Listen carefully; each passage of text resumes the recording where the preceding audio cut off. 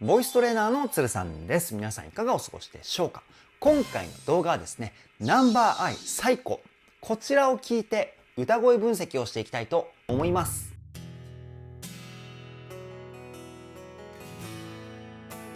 鶴さんのボーカルルーム。さあ今回はですね、ゴッドアイカップリング曲歌声分析シリーズ第2弾ということでですね、前回のロミジュリに続きまして最古、こちらをですね歌声分析していきたいと思います。で、前回のロミジュリもですね最高でした。まだ見ていない方はですね、概要欄に URL を貼っておきますので、ぜひそちらの方もチェックしていただけたらなというふうに思います。そして鶴さんのボーカルルームで今までに公開したナンバーアイの楽曲の歌声分析動画をまとめた再生リストというものがございます。そちらの URL もですね、概要欄に貼っておきますので、ぜひそちらクリックしていただいて、気になる動画があったらですね、合わせてチェックしていただけたらなというふうに思います。そして今回の最古歌声分析をしてみたんですけれども、いや、表現力が異次元ですね。本当にナンバーアイのメンバー一人一人がいろんな声を駆使していろんな雰囲気を表現していましたし、そして最古、楽曲的にも僕めちゃくちゃ大好きで、すごくテンションが上がってしまいました。そんな感じでですね、どこよりも丁寧に細かくをテーマに歌声分析しておりますので、ぜひ動画の最後までお付き合いよろしくお願いします。鶴さんのボーカルルーム、こちらのチャンネルは私鶴さんが現在気になっているアーティストの魅力をボイストレーナー目線で伝えるリアクション動画と歌声分析動画をメインで公開しているチャンネルです。今の話を聞いて気になった方はぜひチャンネル登録、高評価よろしくお願いします。それでは早速ナンバーアイ最古歌声分析GO！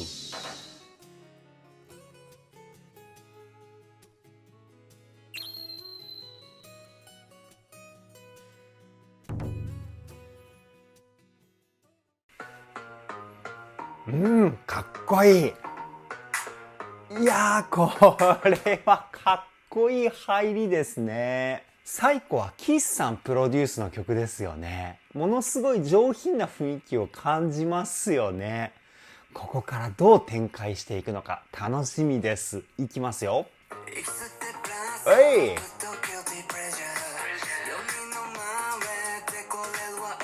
いいね。出だし神宮寺さんなんですね。この上品で怪しい曲の雰囲気に神宮寺さんのこのね、おしゃれな声質合いますよね。今回の神宮寺さんの声の使い方はですね、鼻の鼻腔共鳴というところの音色が強めの声質をチョイスしています。鼻腔共鳴っていうのは声の音色のコントロールだったり、あとは高い声を出すときにメインで鼻腔共鳴の響きを使うと楽に出せたりするポイントなんですけど、その鼻腔共鳴をですね、メインで使って甘いおしゃれな雰囲気を表現してますよね。もう一回聞いてみましょう。いや、たまらない。最高すぎますね、出だしから。で、フレーズの頭にですね、このザラザラって音を入れてるんですよね。これね、エッジボイスって言って、切なさを表現したりするときに使うことが多いテクニックなんですけど、ここに仮声帯っていう期間があって、これね、毎回言ってるような気がするんですけど、今回ね、初めて歌声分析動画を見てくださった方のためにね、もう一回説明しますけど、この仮声帯っていうのは、で、咳払いをするときに皆さん動くポイントです。で、咳払いっていうのは声も一緒に出しているので、って音になるんですけど、これ声を出さないと、このザラザラって音だけ出るんですよね。息吸ってみたいな。僕ね、あんまりうまくできないですけど、みたいな。なんか今ね、変な感じになっちゃいましたけど、このエッジボイスから入るフレーズ僕ね、大好きなんですよ。そして大好きな神宮寺さんの歌声。もうたまんないですね。次いきますよ。いいね。うわ、こう徐々に音域が上がっていく感じがなんかドキドキしませんか？アイリーズの皆さん。フレーズの後半に行くにつれて、こう情熱的な感情が歌声から感じ取れるというか、もう一回聞いてみましょ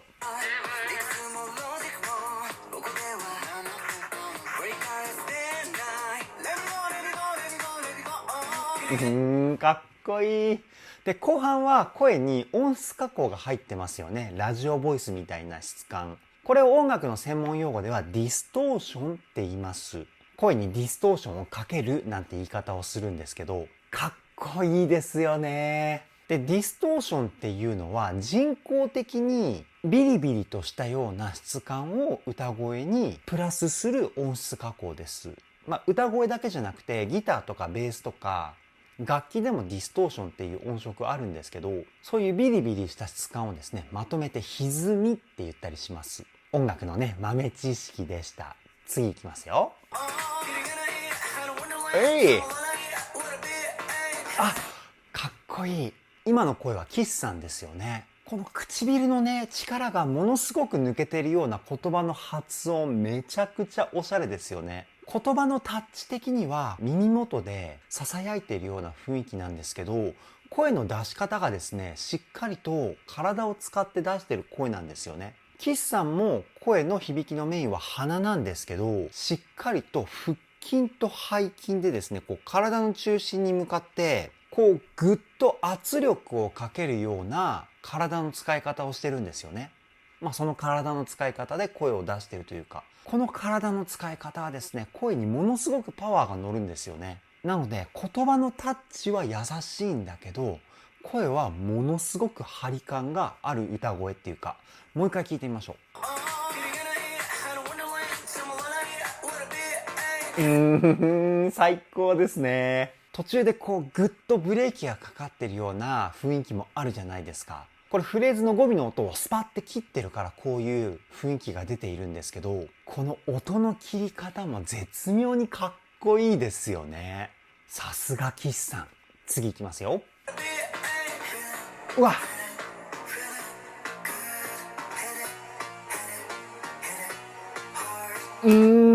平野さんの声ですよね。全体的に声に息の音を混ぜるウィスパーボイスっていうテクニックを使ってます。ため息をつきながら歌うっていうような声の出し方なんですけど、すごく空気感がある歌声で幻想的な雰囲気がしますよね。素晴らしい。で、後半のフレーズは若干ウィスパーボイスの息の音を抑えるような感じで歌ってるのかなっていうふうに思います。もう一回聞いてみましょう。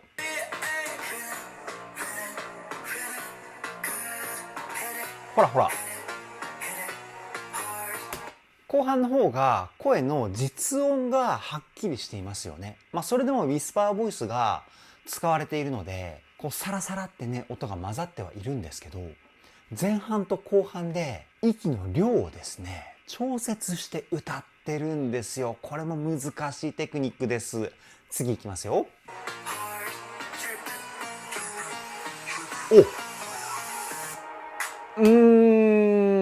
dripping dripping dripping みたいな感じの加工がされてますね。最後はこういう声に音質加工がされているポイントが結構あるのかな。人の声だけではね、表現できないような雰囲気を感じ取れるポイントだと思うので、こういったポイントをね、探してみるのも楽しみですね。次いきますよ。おわ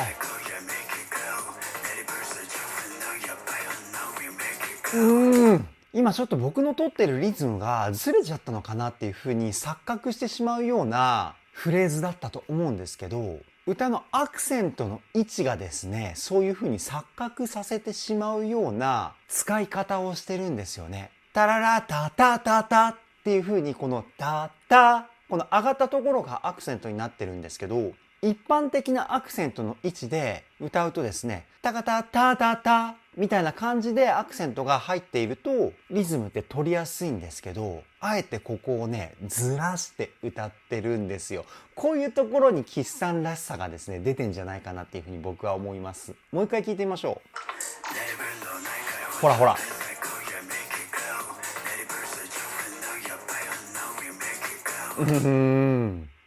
かっこいい。フレーズの最後のあたりではしっかりとリズムが取りやすいようなフレージングになってるんですよね。いやー、細かいところまで作り込んでますね。さすが岸さん。で、ここの平野さんの声なんですけど、胸のですね、胸腔共鳴というポイントをいっぱい響かせた声を使ってます。胸の響きはですね、声の太さだったり声の厚さをコントロールするポイントだったりするんですけど、あとはね、声の土台って言われてます。胸の響きをうまくコントロールすることができる人ほど歌声に安定感が出てくるっていうところにつながってきます。で、胸をいっぱい響かせてるので、すごく男らしくてかっこいい声になってるんですよね、平野さん。この低音の出し方はですね、ほんとピカイチだなっていうふうに思います。めちゃくちゃ素晴らしい声の出し方。次いきますよ。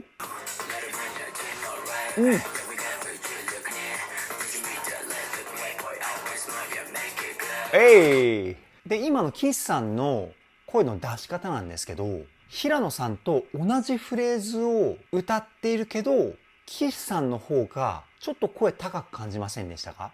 これはですね、声の響きの違いが高い低いっていうところの差につながってるんですけど、岸さんはですね、低い音域なんだけど、鼻の響き、鼻腔共鳴、こちらをメインで使って歌ってるんですよね。低い音域で胸を使うと、太くてたくましい声になります。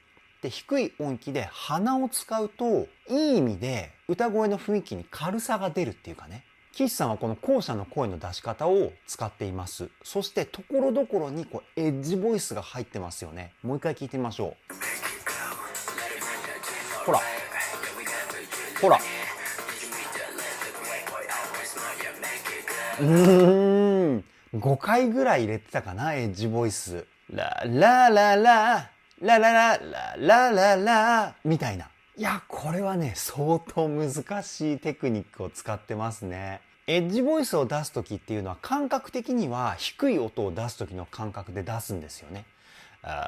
みたいな。で、その直前のラララ、ここの音がですね、エッジボイスの音域と比べると割と高めなんですよね。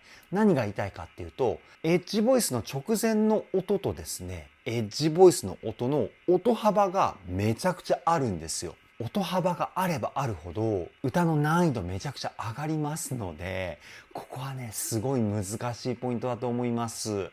次いきますよ。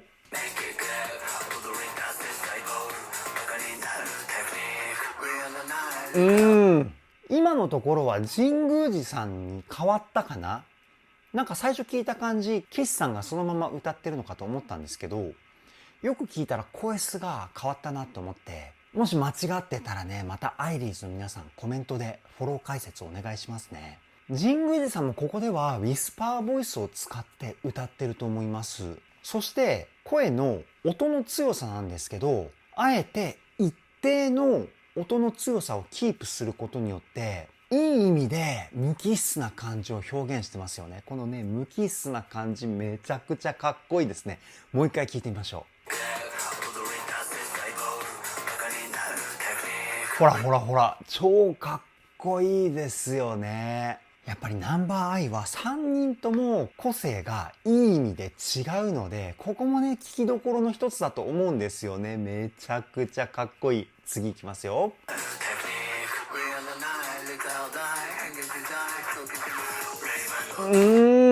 今の変化自在のところの歌い方がすごくなんか泣きそうな感じの歌い方をしてましたよね。変化自在みたいな。うまくできないな、僕。もう一回聞いてみましょ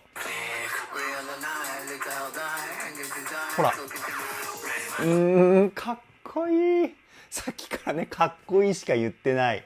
てか、ナンバーアイの楽曲を聴くとですね、もうね、かっこいいっていう言葉しか出てこないですよね。本当に毎回かっこいいを更新し続けてくれるグループだと僕は思います。次いきますよ。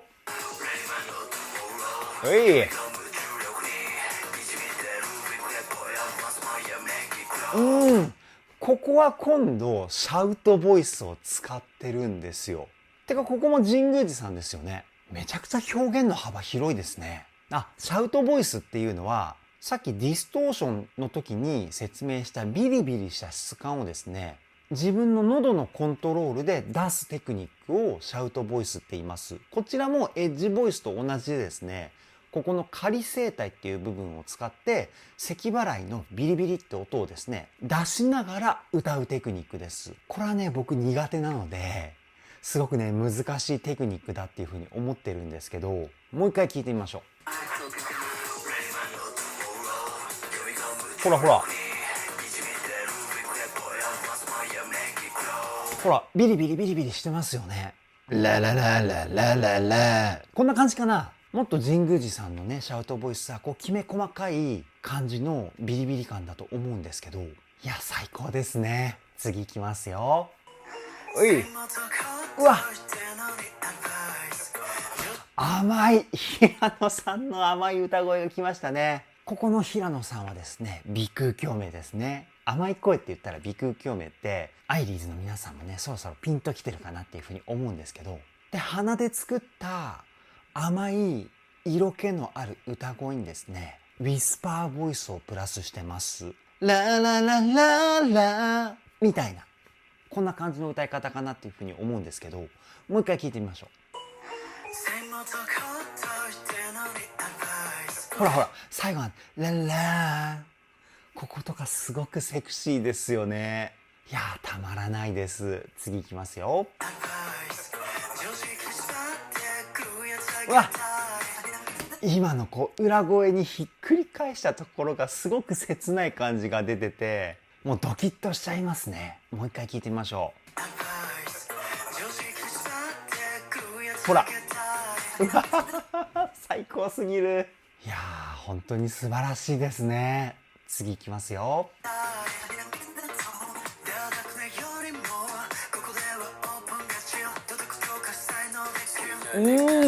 今後半音をですね短く切るテクニック、スタッカートを使ってるポイントがあったんですけど、そのスタッカートを使ってるポイントのですね音の躍動感半端なかったですね。もう一回聞いてみましょう。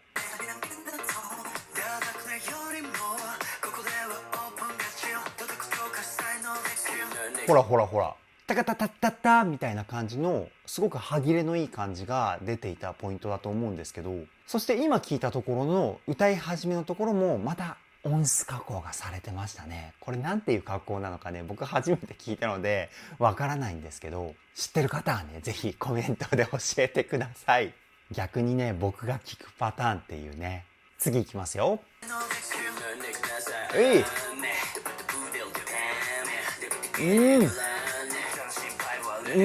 い、かっこいいね。岸さんの個人的にはね代表的な声質を使ったポイントかなっていうふうに思うんですけど、岸さんやっぱり鼻の使い方がですね超一流なんですよね。声質を鼻でものすごく器用にコントロールしていろんな表現をしているというか、今のところはめちゃくちゃ鼻の響きの成分を前面に出した声かなっていうふうに思います。もう一回聞いてみましょ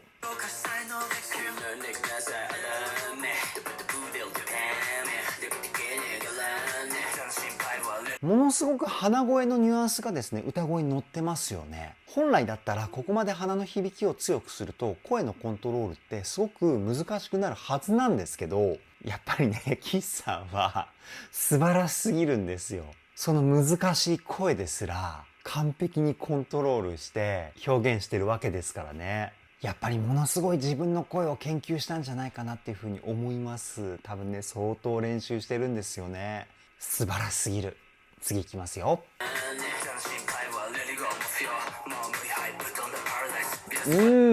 で神宮寺さんにパートがチェンジして、このナチュラルな感じの声質チョイスでこのフレーズは歌ってますよね。神宮寺さんの前の岸さんが個性あふれる歌声で表現してからの神宮寺さんのナチュラルな声質なので、自然と耳が向いちゃうかなっていうふうに思います。この声質変化たまんないですね。もう一回聞いてみましょう。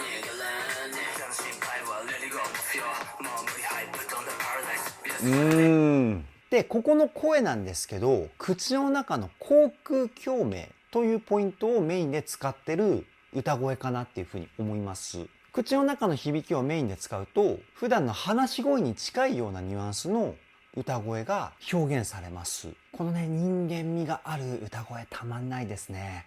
次いきますよ。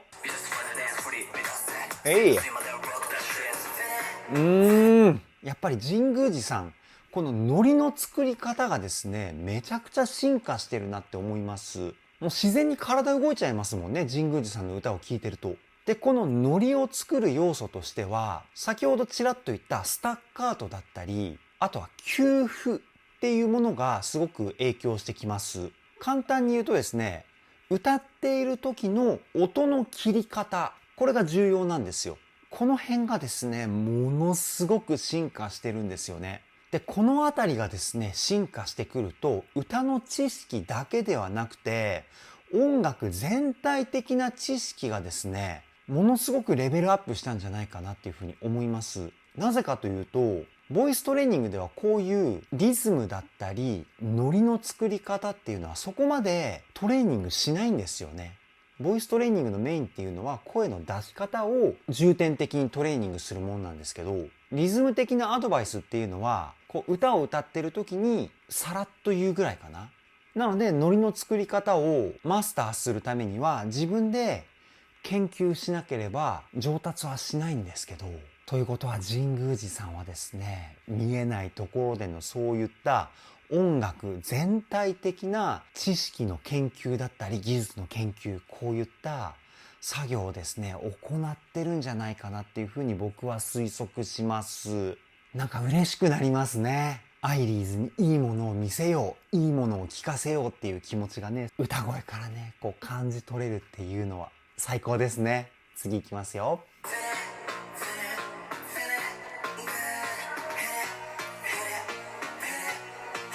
ここね、幻想的な雰囲気僕ね、大好きですね。こう、歌声にね、すごくこう残響成分のあるリバーブっていう音質加工がされてるんですけど、これ音質加工っていうか、どんな曲でも歌声にはこのリバーブって言われる残響成分とディレイって言われる山彦成分。これはほぼ 100% 処理されるものなんですよね。前回のロミジュリの時にも言ったと思うんですけど、人工的に自然な雰囲気を作り上げる処理っていうのがされます。このね、矛盾したような処理。で、なぜこういった処理がされるかっていうと、レコーディングっていうのは、防音ルームで歌を取ります。で、防音ルーム入ったことがある人はわかると思うんですけど、入るとですね、耳鳴りがしちゃうぐらい静かなんですよね。音が全く響かない部屋。なので、こういった部屋とかで声がこう、ふわって広がることがないんですよ。だから、自然な残響だったり、音の反射っていうものを音質処理してあげないと、自然な歌声にならないんですよね。じゃあ、防音ルームで歌をレコーディングしなければいいじゃないかって思うかもしれないんですけど、今度、防音ルームじゃないと余計な音が入りすぎて、楽器のサウンドと歌声がうまく混ざらなかったり、楽器のサウンドに歌声のパワー感が負けたりしちゃうので、やっぱり防音ルームで歌はレコーディングしなきゃいけないんですよね。ちょっとね、話が脱線しちゃいましたけど、今のこの幻想的なフレーズはですね、先ほど言ったリバーブっていう残響成分を割とこう強めにかけてるポイントかなっていうふうに思います。もう一回聞いてみましょう。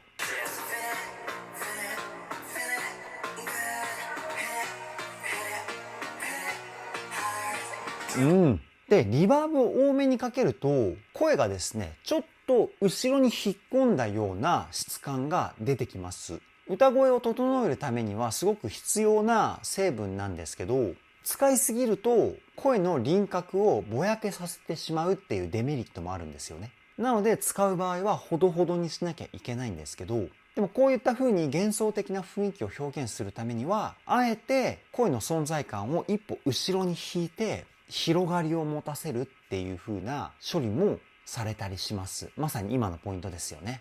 なんか今回歌声分析っていうよりもなんかレコーディング解説みたいな感じになっちゃってますね。すいません。次いきますよ。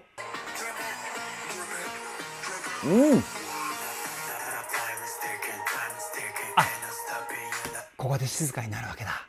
なるほどね。展開がね、多くて、次に何が来るんだろうってワクワクしちゃいますよね。今の平野さんのフレーズ、一番にはなかったフレーズですよね。これラップとね、語りの中間みたいな雰囲気のするフレーズだと思うんですけど、もう一回聞いてみましょう。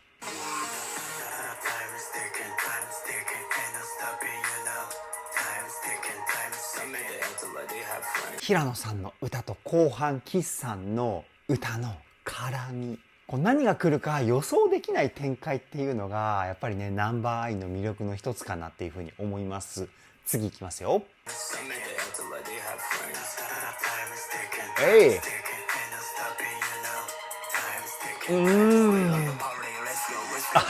かっこいい。もうだんだんリアクション動画みたいな感じになっちゃってますね。もう純粋にナンバーアイの楽曲を楽しみたいっていう気持ちにさせてくれるっていうのがね、最高に嬉しいですね。次いきますよ。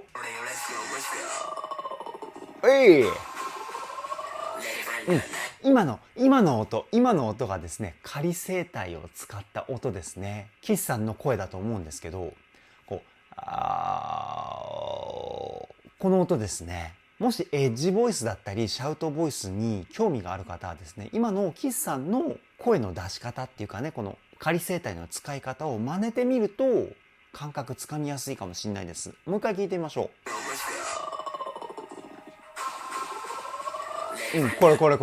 これ。ぜひね、このポイント、モノマネしてみてください。すごくわかりやすいと思いますので。できた方はね、ぜひコメントで、エッジボイスできたよっていう風にね、コメントしていただけたらなっていう風に思います。次いきますよ。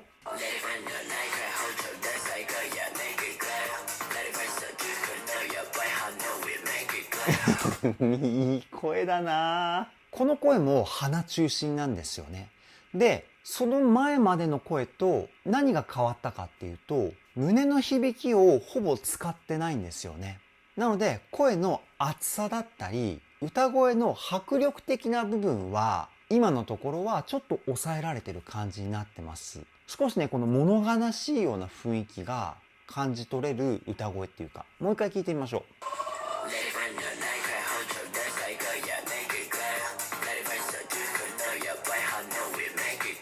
う。なんかちょっと悲しいような感じしませんか、この声。で、ここに胸腔共鳴の響きをもうちょっと足すと、前半みたいな歌声になるんですよね。本当にね、微妙な声の響きのコントロールで、いろんな声質を表現してますね、岸さん。やばすぎます。次いきますよ。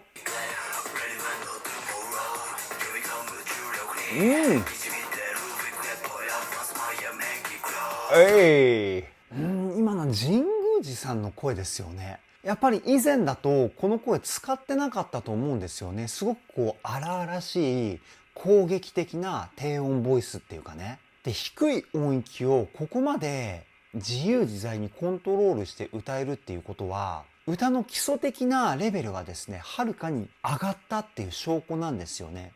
前半にちらっと言った胸腔共鳴の響きが安定している人は歌声の安定感が増していくみたいな話したと思うんですけど、低音域っていうのは基本胸の響きのコントロールなんですよ。だから多分神宮寺さん相当ボイトレやってんじゃないかなっていうふうにね、僕思うんですよね。もう一回聞いてみましょう。ほら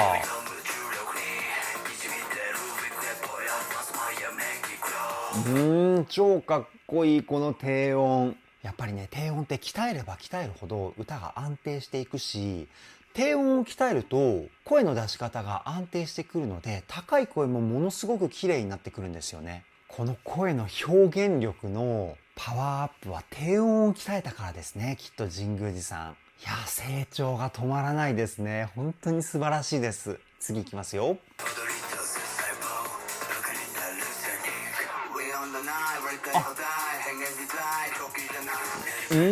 で、前半が平野さんのかっこいい低音ボイスから、後半の神宮寺さん、鼻を使った声の出し方をしてましたよね。もう一回聞いてみましょう。ほらほら。ほらほら。いやー、すごいですね。平野さんの低音のシャウトボイスもめちゃくちゃかっこよかったんですけど、その次の神宮寺さんのあの鼻を使った特徴的な歌声。わー、やばいね。次行きますよ。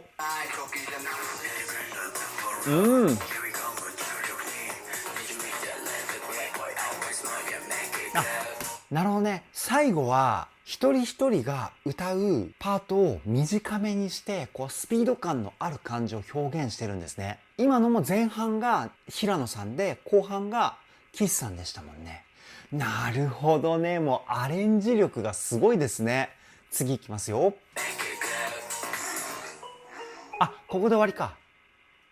なるほどね。めちゃくちゃかっこよかったです。以上、ナンバーアイ最高歌声分析はここで終了です。いや、最高すぎましたね。超かっこいいですよね。なんか音楽ジャンル的には R&B とヒップホップの融合みたいな感じなのかな。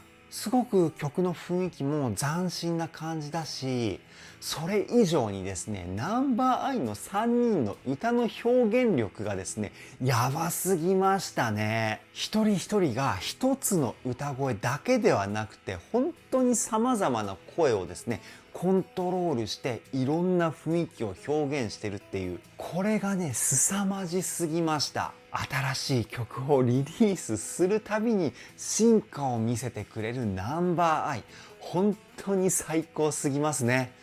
これからもナンバーアイ全力で追っていきたいと思います。それでは今回の動画はここで終わりです。動画の内容を気に入ってくださった方はチャンネル登録、高評価よろしくお願いします。ではでは、ボイストレーナーのつるさんでした。